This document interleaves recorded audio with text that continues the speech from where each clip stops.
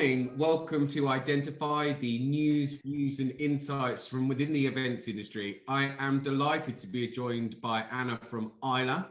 Isla, you might be wondering what is this, but Identity are delighted to have recently joined Isla, which is a new industry body tackling some of the challenges of sustainability and so much more.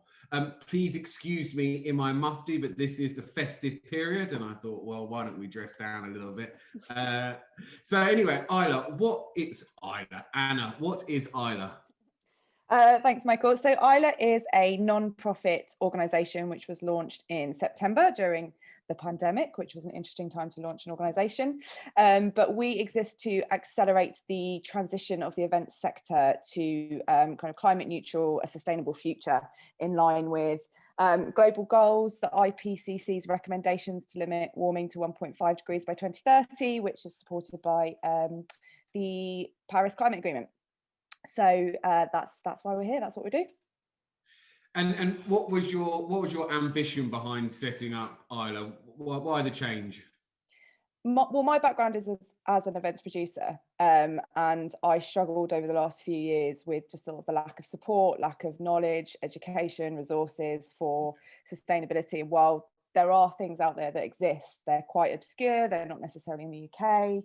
And so it was really just to provide a resource for people like me, but we need that to come from the top as well as it to come from project managers and producers and so on. So it's sort of, the vision is to be working top down, bottom up across the sector.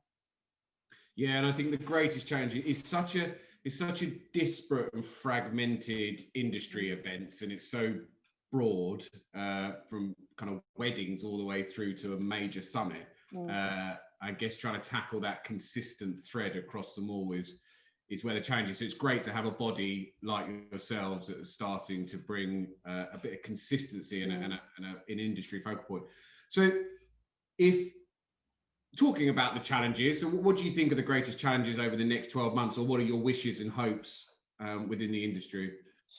Well, to ignore the elephant in the room of the pandemic, if we take that out of the equation, obviously that's probably the biggest challenge. But I think, it's less biggest challenges, but more sort of opportunities for change, I think, is to look at it in that way, is that, yes, we're limited in our opportunities for travel, we're limited in our opportunities for the number of people to gather, but it does mean that we can take more consideration over what events we put on and how we look to plan events and how we can create more locally based, community and hybrid experiences to still reach our audiences, but without the impact of huge global international trade shows and so on, which just aren't going to be on the horizon in the next 3 to 6 months, unfortunately. Do you think there's do you still think there's quite a large education gap between understanding true sustainability?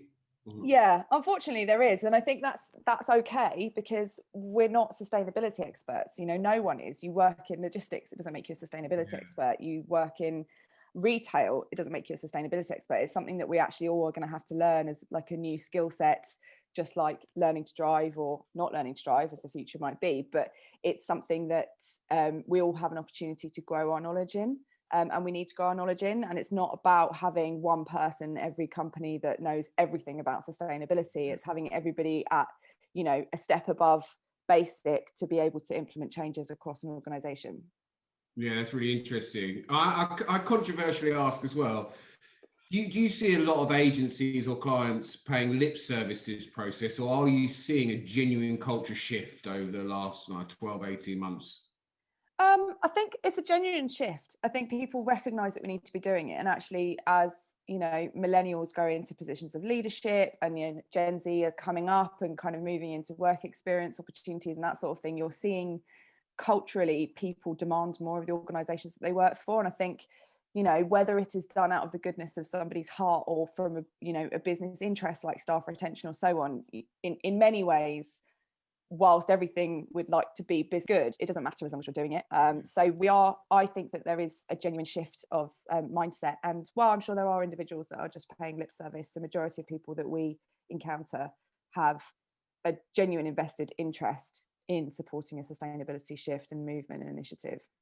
So and great to hear, because funny, you've articulated that really well, and I think the whole point about the millennials and Gen Z coming up, I think there will be a sincere quest for finding more sustainable ways forward. And I think our industry is notoriously difficult, let's say. I think there's certainly an ambition there, but just very difficult to manage the disposal of waste and so on, and the sourcing of all different. We're going to run out of time, but I would very much like to invite you back. I think in the new year, we'll think about some of the nuances around sustainability. But for now, if you want to join Isla and benefit from you and your team's experience, how do they do that? Just get in touch. You can either visit weareisla.co.uk or email me, anna@weareisla.co.uk. And we'll sort it out from there. Simple. Thank you so much. If you want to join in the conversation, please leave a message in the comments bar below. But for everybody else, thank you very much and goodbye.